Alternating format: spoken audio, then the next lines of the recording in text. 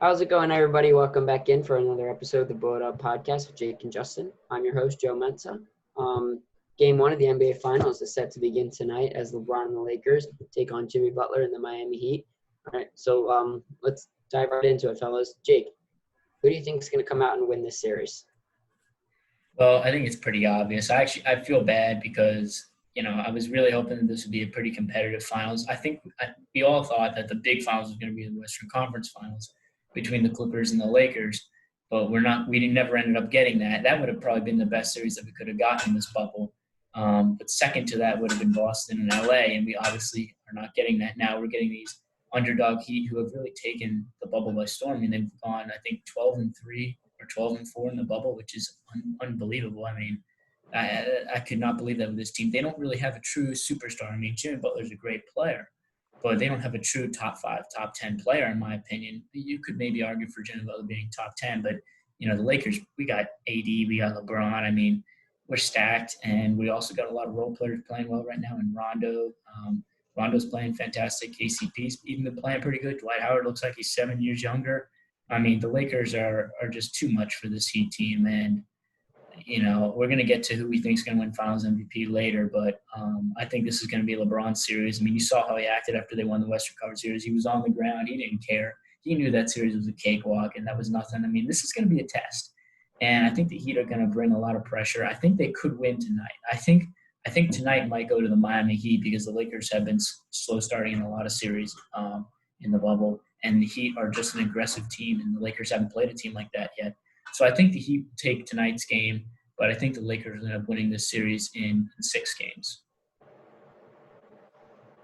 It's going to be a good series. I think it's going to go probably 6-7 games. I do have the Heat winning just basically on the fact that the Lakers haven't played anybody. First round, they're playing the Portland Trail Blazers. People want to say they're the greatest 8th seed ever. They're the worst ranked defensive team in NBA playoff history. So they're no, superstar team. They're bad. Then you get the Houston Rockets. Series 1-1, and their most valuable player, in my opinion, Daniel House, just mysteriously gets suspended for the rest of the series. They don't lose after that. With him, all those games were within 10 points. Daniel House is a 13-point-per-game scorer. I think that would have been a 7-game series if the Rockets had him. So, again, Lakers got an easy win there. And then they played the Denver Nuggets, who had just played back-to-back 7-game series, and they were just worn out. They weren't ready for the Lakers, and that was an easy win. Meanwhile, you got the Heat, who have been through the Pacers. Pacers are a pretty bad team. I don't really give them any credit there. But then they upset them. They upset Milwaukee as underdogs, just like possibly the best team in the regular season. Yep, best team in the regular season. And then they get to the Boston Celtics, who I think are a very talented team. They are loaded at every position other than center, really. They're kind of weak there, but their guards, their forwards, very good. So I give them a lot of credit there. And I just think they're going to be more prepared to win this game. And I think they're going to come out game one, and they're going to beat the Lakers pretty handily, just like the Rockets, just like the Trailblazers. Whenever the Lakers do not, if they have a little break before a series like they have now, they lose that first game. So I think that's going to happen again tonight. I think the Heat do win this game. And I think it's just going to go back and forth from there all the way up until probably game 7. And when you look at it, so far in the bubble, LeBron has been one of the worst clutch performers so far. In the last 5 minutes of a game when a game is within 5 points, LeBron has 0 points. 0 points. He's 0 for 5. He's not a scorer. He's relying on Anthony Davis, and Anthony Davis has not been a playoff performer before, so it's a risk taking him. Hit that big shot, I'm not sure who else. He did hit that one big shot, but again, that's one. He doesn't really have the experience, and neither do the Heat. They're not really experienced either, so that's why people are saying Lakers in 5. No, it's going to be a very good series. It's going to go 7. Maybe I don't agree with 5. I think the Heat win this series in 6 to 7 games. I think that my problem with what you're saying is, look, like the Heat, I got to give them credit. They've been on the upset of they've upsetted now 3 straight series, really, because I think, a lot of people were favoring the Pacers in that first series because they were the 4 seed and they swept them. Second series, obviously, everybody was picking Milwaukee, and most people were picking Boston in the Eastern Conference Finals. So they've made a lot of upsets, and that's why I think they probably win tonight's game or game 2. And I think it starts out close because the Lakers are going to have to adjust to an actually pretty solid team here. This is a really good Miami Heat team. They're deeper than the Lakers, I'll give them that. But I just don't think on a nightly basis they're going to be able to stop AD and LeBron enough to win 4 games in this series. I think they could win. I think they'll definitely win 2. I think they could win a third. Maybe they could win a third. That's going to be tough. I just think it's going to take complete. Because who's going to guard AD? Bam Adebayo is Bam Adebayo is a great defender, but I don't think he's going to be able to handle AD for the whole game. He might be able to slow him down a little bit. Everyone is saying that, and the same thing happened. So earlier this year, the Heat played the Timberwolves, and I would say Karl-Anthony Towns offensively is maybe slightly worse, but he's pretty much just as good as Anthony Davis offensively. And people were disrespecting Bam because they both went to Kentucky, and they said, "Oh, AD's going to wipe the floor, or Cat's going to wipe the floor with him." Well, Cat didn't wipe the floor with him. Cat really struggled. I believe he had 13 points, and it was the worst performance of pretty much the whole entire season. It was Cat's worst performance, and Bam said he took it personally, and he took it as a challenge to defend him, and he did a really good job. So I think if he can do that, he can still guard Anthony Davis, and I think Anthony Davis will kind of struggle because Anthony Davis has been an inconsistent player, in my opinion. He hasn't shown he can be dominant at every level through 4 quarters. He kind of disappears throughout games, and they can't have that because if this Heat team can keep it close in the 4th quarter, they will blow them away because this Miami Heat team is one of the best 4th quarter teams I have ever seen. If you give Jimmy Butler the ball in the 4th quarter, he will get you the win. It doesn't matter who they're playing, LeBron James, Michael Jordan, whoever it is, he will find a way to get you the win. It's just something about him. He has the clutch gene, and I think the Heat are deep enough with Nunn, Robinson, Harrow, Bam, Jimmy, Dragic. They have so many different guys that can score on them. AD and LeBron can only guard 2 of them. There's going to be more guys that are just going to be wide open, I think. And if they're hitting their shots, they're going to be able to keep it close to the 4th quarter. And in the 4th quarter, Jimmy Butler will take over, and it will end the Lakers season. I do not think the Lakers will win the championship.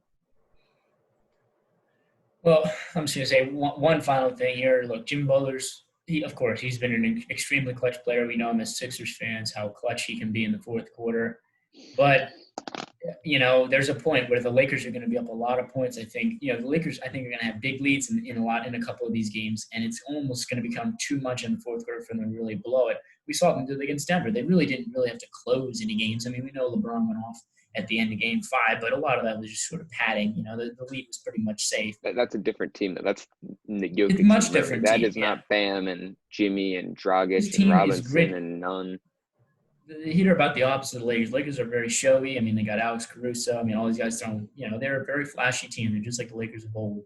And the Heat are gritty and hard fighting, and they're gonna be going after loose balls. I wouldn't be surprised, AD's injury history if he gets injured in the series, and that could be a huge factor because they're gonna be playing him hard.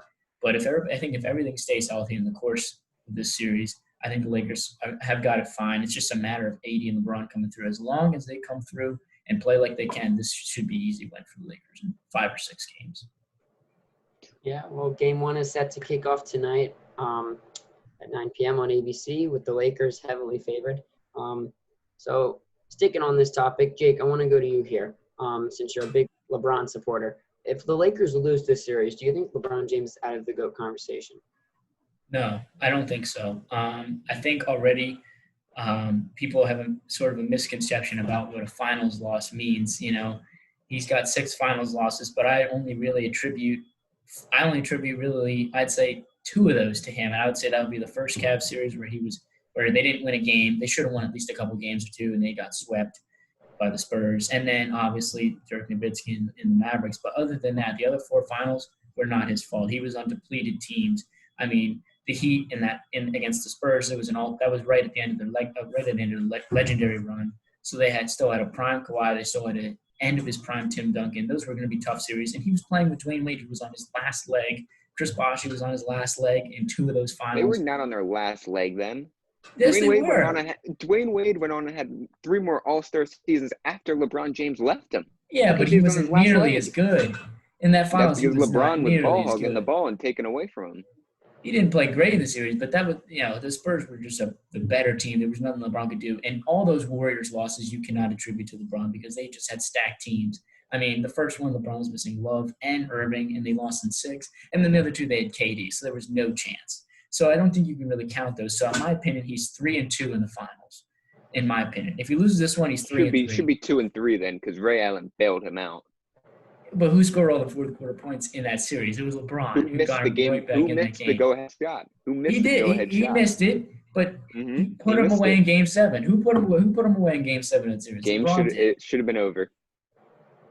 But as I'm saying, she's 3-2 in the finals right now. On my point. So if he loses this one to the Heat in this weird bubble where there's no fans, so a lot of it could be attributed both ways. I don't count this really. I count this as LeBron's fourth ring, but I don't think it has as much of an impact on his legacy as a ring would in a normal regular season. But if he loses it, it's the same way. I don't think it counts as much. I think if he gets his fourth ring, it obviously helps his case, but it's not a make or break ring. He's got a long run here with AD. He's got 3 or 4 more years to get 6 or 7 championships. Who says AD stays? AD can leave. Assuming he stays, and I think he will. I think he likes La La Land. I think he likes winning. I mean, I don't even know where else he would go. To be honest, where he wants to just have every year to win, because it looks like LeBron's got 3 or 4 years left of really high level basketball. So I don't think this ring makes or breaks it. I already think LeBron is the best player of all time, and you guys know that. But I think to solidify a lot of other people's minds, he just got to win a couple more rings in these next 4 or 5 years with a top 5, top 6, whatever you call it, player, and it'll pretty much be over for Jordan fans. So here's the thing. He's, in my opinion, I don't even think he should be in the GOAT conversation just based off the fact that he hasn't performed in the finals at all. Do you even have him at 2? I have him at 2, but I think Michael Jordan is just light years better than him. That there's Jordan, then there's LeBron, and then there's everyone else. Like, Jordan is up at the top. And if LeBron falls to 3 and 7, because I just don't think he can stay in that conversation. I mean, he doesn't have enough time left in his career to be able to fix 3 and 7. He's got 3 or 4 years. If he ends up winning this and goes 4 and 6, that's a different story, because I can see him getting 2 more before his career's done. But for him to fall to 3 and 7 and having to win 3 more to match MJ, and maybe even get a 4th to really, if he got a 4th, then I think there's a legitimate case to be had that he won more finals, more points, more stats. Okay, then you can give it to him. But the finals are good. Man, that's just so bad. I mean, Jordan's perfect in the finals, and LeBron would have another bad L to a team that is just not a super team. Yes, you can make the argument that the Warriors were a super team. You can make an argument about the Spurs too, but I mean, that'd be a loss to this Heat team, which is certainly no super team. This is a very beatable Heat team. And the Dallas Mavericks, I've never seen anybody melt down worse than LeBron did in that Dallas Mavericks series. That was really bad. And if he has those two, meanwhile, Jordan's perfect in the finals, 6 for 6. LeBron, in my opinion, has to pass Jordan in rings to be even in that conversation. I just don't see it. If he loses this, there's no way you can put him in the GOAT conversation. Because there's just no way. He doesn't have the time left to win 6, 7 rings in his career, unless he somehow joins forces with like Luka or one of these up and coming stars that will help him. But there's no way he's going to be able to win. I don't know, man. At his age, I don't know. I mean, look, we saw LeBron, what happened to him 2 years ago. We saw he was not the same player he was 5 years ago. And he had this nice hiatus, and we are finally seing LeBron of 5 years ago. This is this is like 2015 LeBron that we're seeing right now. And I don't think it's going to last, because there's not going to be a 5-month break mid-season. That's not going to happen. I think his body's going to start to wear down a little bit more, and I just don't think he will have enough time to be dominant enough to win 3, 4 more rings. Well, that's my point. I think I said this when I was speaking. I think this is a weird season. We've never seen a season like this. I think if this had been a regular year where they had played all the way through the Western Conference, I think the Clippers would have been there if we had a regular season, to be honest. I think they just didn't want to be in the bubble.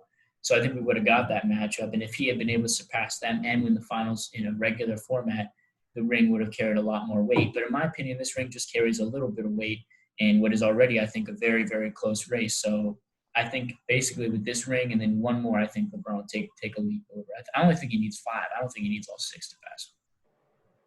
I think he needs the 6. 5 would get him in the conversation. I'll agree with you on that. But to really like cement himself as the GOAT, he would need 7, in my opinion. He needs to get to that 7th to say, I am fully better than Jordan at everything. He wouldn't be perfect, but he would have more rings. So I think that would give him the argument. And if he loses this, I just don't think he has enough time left in his career to be able to get to 7. Yeah, it's definitely going to be a big discussion whether LeBron wins or loses this finals. But I want to transition into the NFL a little bit. So on Monday night we saw a pretty good game. The Chiefs defeated the Ravens 34-20. Two of the best teams in the AFC, as Patrick Mahomes had 5 total touchdowns, 385 passing yards with 4 touchdowns and a rushing TD. Meanwhile, Lamar didn't really look so good. Only 1 touchdown, 1 throwing touchdown, only 97 yards and 83 yards on the ground. So after watching this game, Justin, what did you learn about Lamar and the Ravens? I learned that Lamar and the Baltimore Ravens are the most overrated team, maybe even in NFL history. They're just not that good. When you look at them, I compare them to the Milwaukee Bucks. The Milwaukee Bucks are a regular season team. They're good, but as soon as they get to the playoffs, they choke. There are 2 teams that are great with the lead, and Lamar reminds me a lot of Giannis Antetokounmpo. I agree with that. Great with the lead because they are dominant. The Ravens are great with the lead because they're a dominant run team, and they can just pick up the first down and keep chewing the clock. When Giannis is winning basketball games, Giannis can kind of work the clock on the shot clock, get himself down low, get some nice easy layups, and do all that kind of stuff. It works for him. But when they're behind, Giannis isn't dribbling out there, pulling up on hitting 3-pointers to bring them back into the game. That's not Giannis' style, and that's not the Ravens and Lamar Jackson's style. Lamar does not have the arm to, when they're down 20-some points, to throw them back into a game. There's just not going to be enough time left on the clock because he picks up maybe 10 to 15 yards on a pass, and maybe his runs may get him 10 to 15 yards. He's not getting a 40, 50, 60-yard gain anytime soon because he just doesn't throw the ball that far, and Hollywood Brown just hasn't looked that explosive. Teams are playing up on him. They're kind of pressing him, and Lamar just, if you keep him in the pocket, his arm is just not good enough to hit the deep throw. If he's not getting out on the run and finding somebody open that way, his arm is just not strong enough to break the zone down. I think they're just so overrated. When Lamar's in the pocket, I don't even think he's a top 20 quarterback. Just that's how bad his arm is, and it's been exposed. Every single playoff game, he gets exposed with his arm, and it happens every time he plays the Chiefs because Andy Reid is a genius coach, and he knows what he's doing. If you watch, the 2 edge rushers would literally just pinch down on him and not let him get outside the pocket, and he'd either take the sack or throw it away or make a bad incompletion. And I just think they're so overrated. They're a good team, but they're never going to be great unless Lamar can get his arm strength up and his arm accuracy up. Okay, well, I agree with a lot of what you said there, but I don't think that Lamar is a bottom 20 quarterback in terms of passing. I still think I think he's a little bit of an above average passer in the NFL, and I think he's the best rushing quarterback. After that game, you think he was an above average passer? Well, he had a rough game, but the Chiefs played him. The Chiefs know how to play him, and I've been saying this. I mean, first of all, I'm wearing the jersey of the team that's in first place right now in that division. So I love seeing 0-9 against their opponents. Yeah, the legitimacy is still there, a bit there. We got to see our go against some good teams here. Hopefully, we get a game in this week against the Titans. I'm praying that we can get a game in, play a really good team, and maybe shut up some of our critics. But back to Lamar.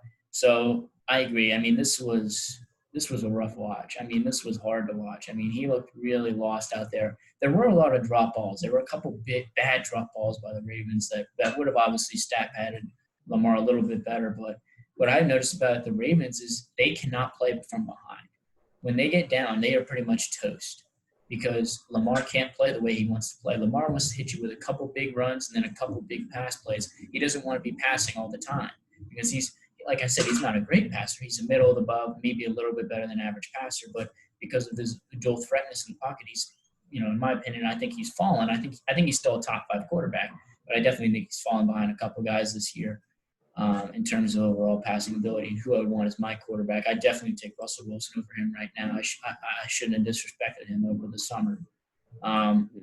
But I don't think that the Ravens are done. I think they're a team that can't get behind because once they get behind, they can't play the way they want to play. So if you want to beat the Ravens, you better get out ahead. And that's exactly what the Chiefs did. They were crushing them. And that defense did not look as good as everybody was hyping it up to be. They looked slow. I mean, Mahomes was pretty much doing everything he wanted. They could have scored well more than 34 points if they wanted to. So that's a big concern.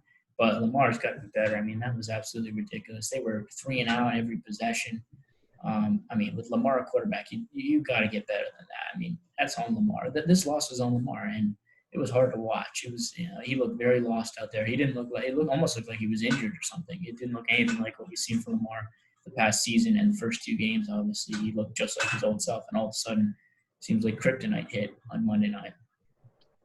Yeah, he kind of looked like the same person that was in the playoff game against the He Chargers. did. He looked like that. When he gets in the big games, he chokes. He's just not elite yet. And until he can do that, I can't rank him ahead of some of these other guys because Aaron Rodgers, Russell Wilson, Patrick Mahomes, they've all been there. They've all done it. And people wanted to crown Lamar. I mean, people ranked him as the #1 player in the NFL at one point. People were saying he's better than Patrick Mahomes, better than Russell Wilson. No, he is not that good. He is a solid player, but he is just not elite yet. He is not elite yet.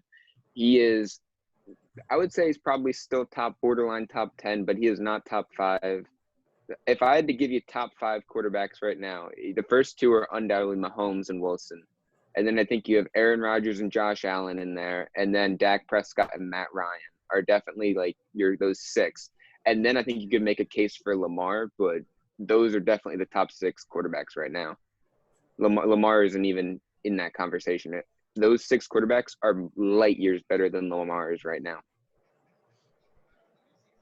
I'm not tempted to say that off of one bad game, but I think he's definitely fallen behind the trio of Mahomes, Rodgers, and Wilson. I definitely think that we have to realize and respect those guys as being better than him right now. But other than that, I'm not ready to pull the trigger. I got to give you credit. You picked Josh Allen great. He's having an outstanding year. But I would just want to see a little bit more from him before I put him ahead of the guy who won MVP last year. Yeah, definitely wasn't a good look for Lamar. But watching Patrick Mahomes on the other side, like you can tell he's the best quarterback in the league. This guy can be the greatest player to ever play football. I really think. Might be. Just in terms of everything. At least a quarterback. Yeah. So sticking with the NFL, Justin, after these 3 weeks of football, which team has disappointed you the most? The most disappointing team would obviously have to be my Philadelphia Eagles. I mean, they're now 0-2-1. It really feels like they're 0-3. I mean, they really should have went for the win. They shouldn't settle for a tie like that. But I mean, at the same time, I have no idea why they played that football. That was a whole nother story. Doug Peterson, this guy who wrote a book called Fearless, beat Bill Belichick in the Super Bowl, is now a guy that's punting it to end a game to go for a tie. Like, that just doesn't make sense to me. It's kind of settled with me. I'm okay with the tie just because now we're a half game back at Dallas. But if that half game comes back to bite us in week 17 and we don't make the playoffs because of it, I'm going to be really mad. Oh, yeah. But again, it's the same situation as last year. We have 6 healthy starters on the offense. Only 6. We're missing all 3 starting wide receivers. We're missing the second tight end, Goddard, who would be the starting tight end on probably 25%, 25 of the NFL teams. So he's a key part of this offense. And we're missing 3 offensive linemen. Only Lane Johnson and Jason Kelce are the only 2 healthy starting offensive linemen. So we're just once again hurt. We're decimated. And Carson Wentz is just making bad plays. He didn't have the preseason to get used to these guys. And I know it sounds like an excuse, but I truly believe it is. While all these guys didn't have preseason, they're working with much more talented players than Carson Wentz is. Yes, somebody like Josh Allen, who's having an outstanding year, didn't have preseason like Carson Wentz didn't have preseason, but he has John Brown, Cole Beasley, and Stephon Diggs to throw to. A guy like Carson Wentz is now throwing to Greg Ward, Dante Burnett, and John Hightower. Like, the quality difference is the problem there, and teams are just double teaming Ertz, so Ertz is not open. And apparently Miles Sanders was out of shape. That's the excuse Doug Peterson gave is why they stopped running him. So I mean, in my opinion, I think it's the lack of preseason that's truly hurting them right now. Because I think if we had preseason, they would have had more time if they were using Jalen Hurts as a Swiss Army knife like they do with Taysom Hill, they would have more time to get plays for him. And I think the players would have been more healthy. I don't know. It's an excuse, but at the same time, I do think the Eagles turn around. They're only half a game out. I think they do win in San Francisco this week. They'll get the Steelers now on the San Francisco 49ers are hurt, and then they'll get the Steelers on a short week. So I think that gives them a good chance there to come in. They'll get Alshon Jeffrey back, maybe give Carson Wentz some more confidence. And then if they win those 2 games heading into Baltimore, after what we've seen from Baltimore this week, I wouldn't put it out of the realm if they win those 2 games if they couldn't at least keep that game close. So they could easily turn the season around. These next 2 weeks are going to be crucial because if they lose both, I do think they are out of it and they should just kind of scratch this year, but if they can win these 2 games, they're right back in it because they have 2 more games against Dallas, and those 2 games are going to be crucial. Yeah, I mean, the injury bug has hit you guys like it seems like a black cat every year. It's unbelievable. I mean, it's just every season you guys are getting hit with some terrible injuries, and I don't think you can blame Carson Wentz for everything. I know he hasn't been good. I know he's like the second worst passing grade in the NFL right now, technically, but I don't think that's really true. I think Carson Wentz is a much better player than that. He just doesn't have any weapons right now. It's literally just last year. It's just he's not playing as well. Last year, at the end of the year, he had these same shit weapons, and he still was able to put up solid stats. But he was able to practice with them throughout the season. Yes, he was able to work when with them. when Deshaun Jackson would go down, he was working up until week 16. Deshaun Jackson left week 2. They were having these guys fill in practices and in games all that time up until that stretch. So he didn't have that this time. So I think that's what's really hurting them. And you got to blame Howie Roseman. He has just built this team terribly. He doesn't address the wide receiver position. He gets Jalen Reagor, who's been hurt twice already, and it's only been a couple months. Meanwhile, Justin Jefferson's going for 130, I think it was 130-some yards, a touchdown, and 7 catches, something like that. Yeah. He's just balling. You get JJ. I think Reagor's good. He just got hurt. Yeah, he just got hurt. So I'm not ready to give up on that pick. But when you look at who is it? JJ Arcega-Whiteside versus DK Metcalf. DK is balling out there in Seattle. That is just a whiff. JJ doesn't even have a catch this year. He doesn't even have a catch. That offensive lineman for the Chiefs has more touchdowns and more catches than JJ Arcega-Whiteside. Like, the way they just address the wide receiver position needs to be changed. It's really hurting Carson Wentz, and they're ruining Carson Wentz's prime by not addressing the wide receiver position. Yeah, well, I definitely agree that there's 2 teams I was thinking about for this segment, and it was the Eagles, and you took the Eagles. So the route I was going to go, you got to go with the New Orleans Saints here as well as another extremely disappointing team. And it's not because of Drew Brees, because I knew we were going to see a worse Drew Brees this season. He's 41 or 42 years old. He doesn't have the same arm strength. He's basically stressing to throw out 5 to 10 yard footballs. I mean, he's got some of the lowest yards per throw in the NFL already. He's been checking down a lot. That's kind of what I expected for this season. I mean, Alvin Kamara, he's got a great receiving back in Kamara. That's going to be his number 1 guy. And so for me, the offense hasn't really been the problem here. The problem has been the defense. I mean, that was the defense. They signed a bunch of new players in the offseason. Last year they were touted as one of the best defenses in the NFL, and they've been getting blasted in these first couple weeks here. I mean, Derek Carr went all over them, and then this week, Aaron Rodgers blew up on them on Sunday Night Football. That's nothing to be scared of, but 37, 35 points in back-to-back weeks is pretty severe. That's like getting torched. And they did a good job against Tampa Bay in the first game, but that game really was nothing. Tampa Bay is a brand new team. They had no chemistry with each other. So that game really was a free win for the Saints. But I've been extremely disappointed in the Saints. I thought they were going to be a team that would at least win 12-plus games this year, but they're 1-2. I don't know if they're going to win that division. I did pick Tampa Bay to win that division, but I never really would have expected the Saints to start out this bad, and they almost look like they might not make the playoffs right now, the way they're playing on the defensive side of the ball. And Drew Brees is a little bit of a factor because of how conservative they play on offense, but giving up 37-plus points is going to be pretty much impossible to win, even with a young quarterback who has a better arm. So the defense of the Saints, which I thought was going to be one of the best in the NFL, has been basically one of the worst. So for me, it's got to be the Saints as the most disappointing team through the first 2 weeks if it wasn't for the Eagles, because they're in a competitive division. The Eagles are not. The Eagles, you guys are going to be fine in that division, I think. Even at 0-2-1, you're a game away from being in first. The Saints, this thing could quickly go out of hand for the Saints. Yeah, I mean, especially when you look at that division, because the Atlanta Falcons are 0-3 right now. They're another disappointing team. They could easily be 2-1 right now, so they could really be 3-0. They could be 3-0. They really could. So when you look at that, it's worrisome for the Saints. I agree, but I think a big thing there is not having Michael Thomas, because while Michael Thomas fits Drew Brees' arm strength perfectly, slant routes. It's perfect for Drew Brees' arm. He also requires a double team, and he requires more people to pay attention to him, and it leaves guys like Traquan Smith or Emmanuel Sanders open. Now they're just playing those 2 guys short and Alvin Kamara right away, and they're just not able to get anything productive off of it because you don't have the Michael Thomas out there. And I think that's a big loss for them because he causes defenses to worry about him and puts up good numbers. So it's a kind of a double whammy on the Saints not having him out there, and I think that's really hurting him. Yeah, I agree with both you guys here. The Eagles are driving me crazy. Carson Wentz is not playing good whatsoever. I mean, he's not making good decisions. His accuracy is awful.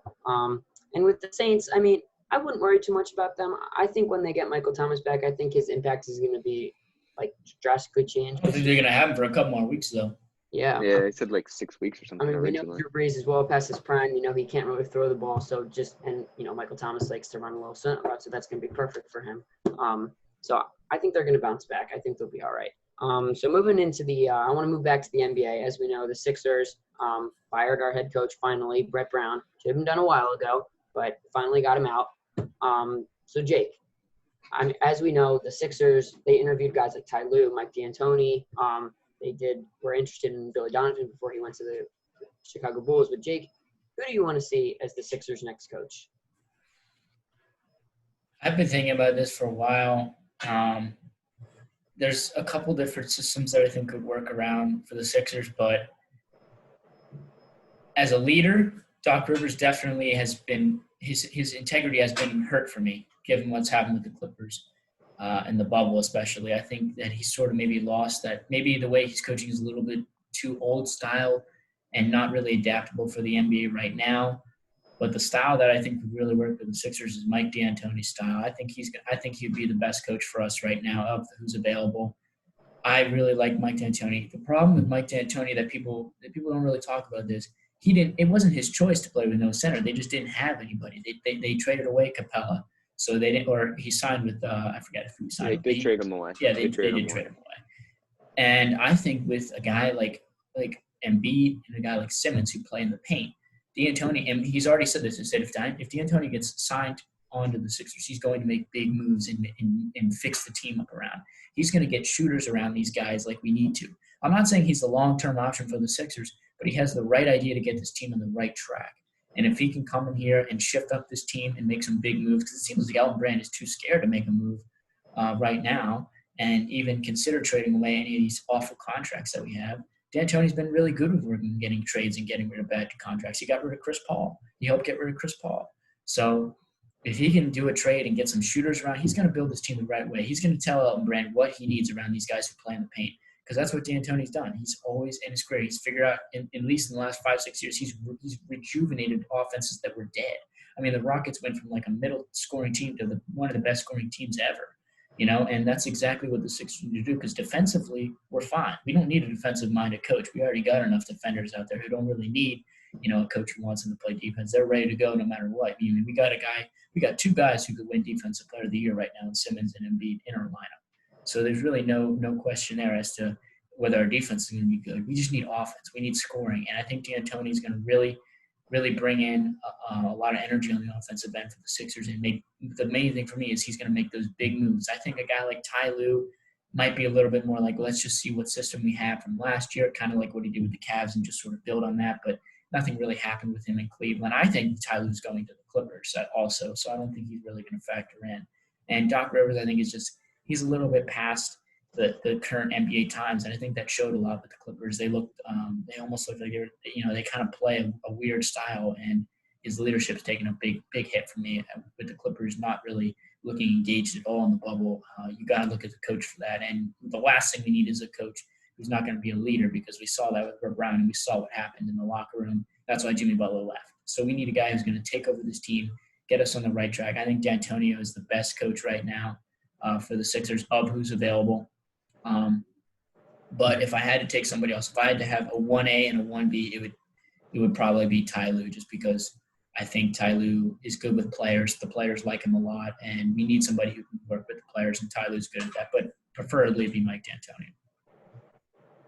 See, I disagree with you on that. You mentioned Doc Rivers' leadership's in question, but he's working with Paul George, who is a known choker in the NBA, and he's working with Kawhi Leonard, who said Greg Popovich, arguably the best coach of all time, is a bad coach, and disagreed with him.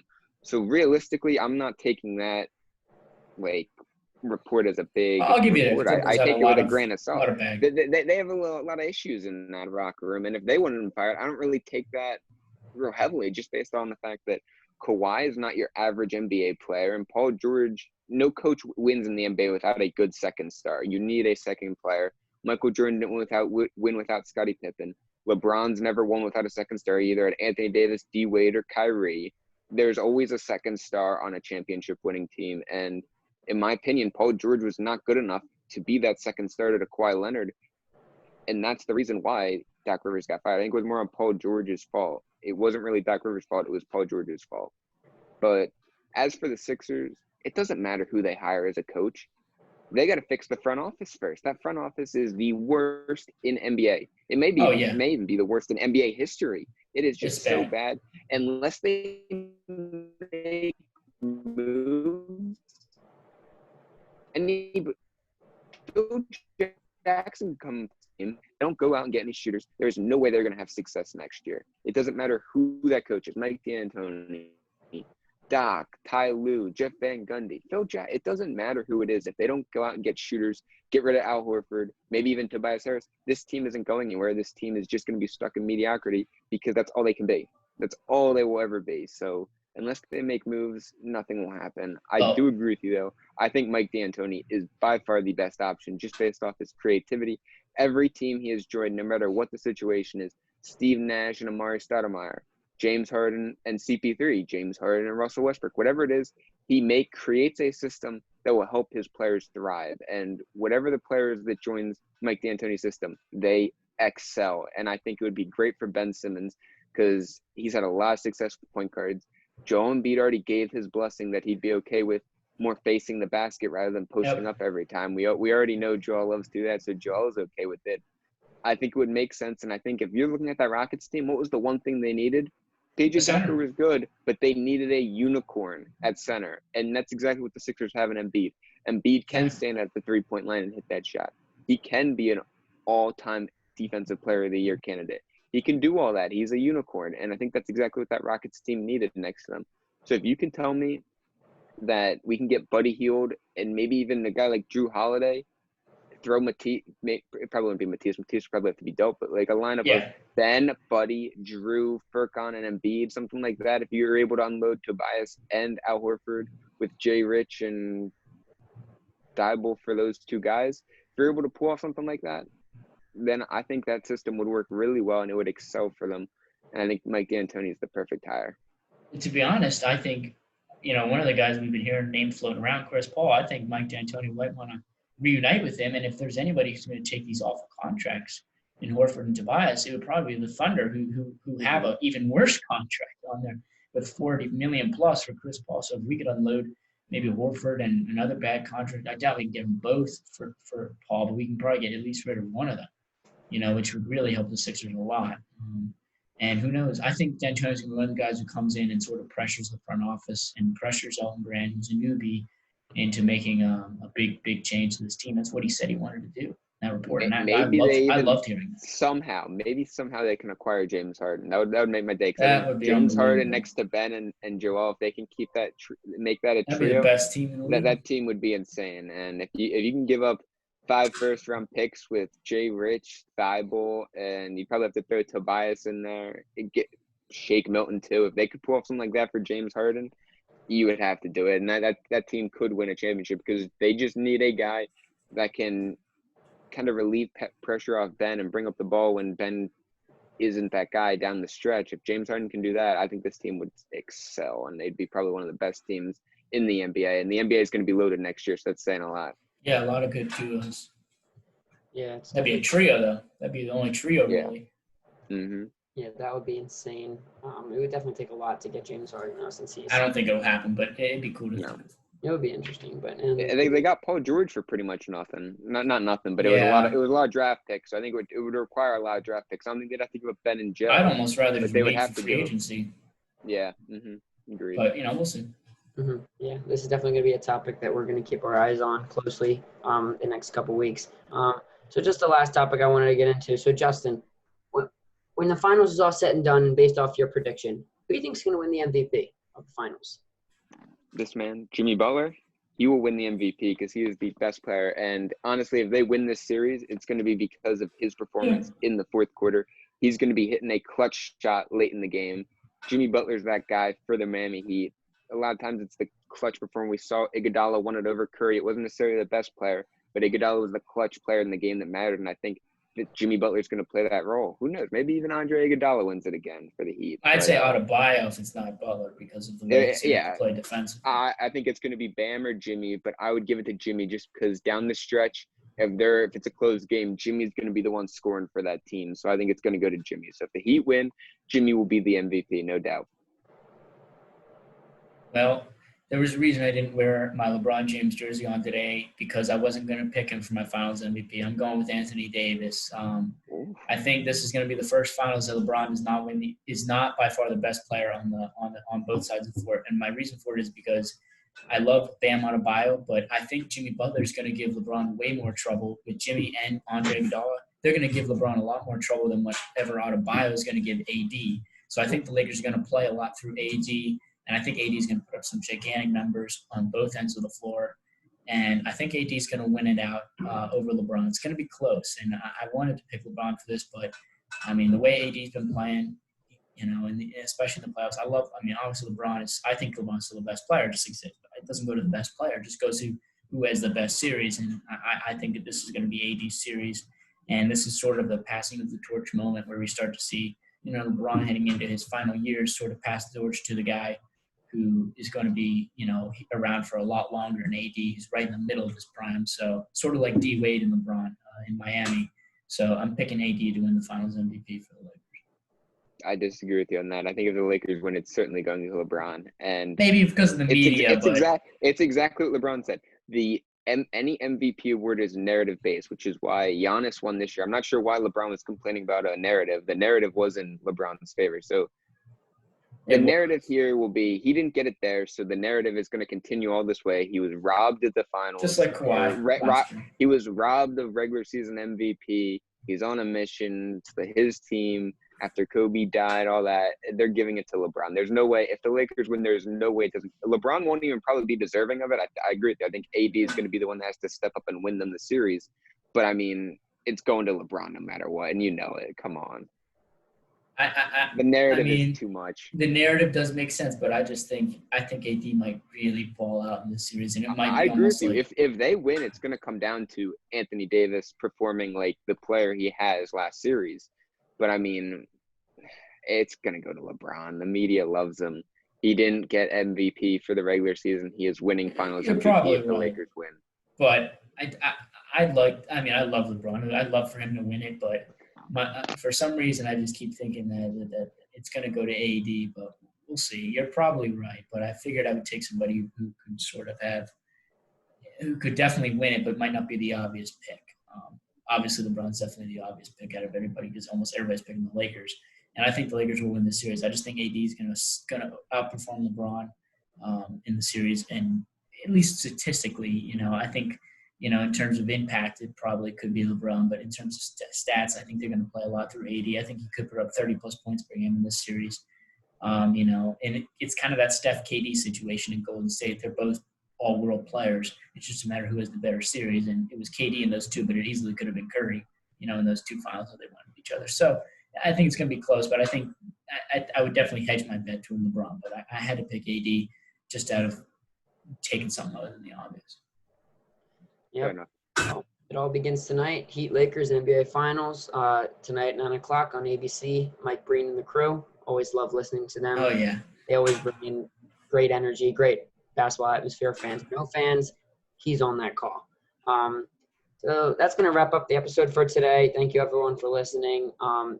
And make sure to follow us on Instagram at Boiled Up Podcast and our YouTube channel. And we'll be back soon. Thank you.